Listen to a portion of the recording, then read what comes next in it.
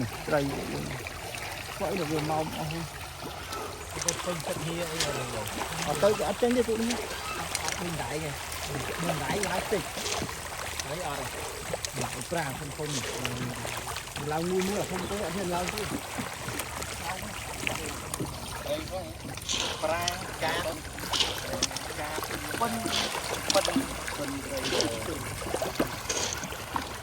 phân giờ tao hiện mưa cây như thế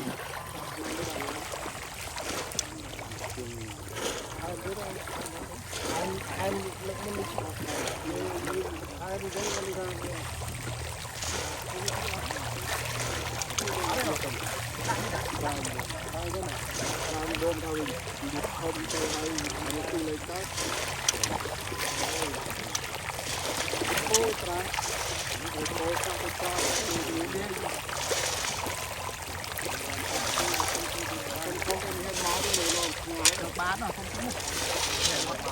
cam luôn đây ra đi nhầm nó là giờ này bán và nó mà lại là không một không tiền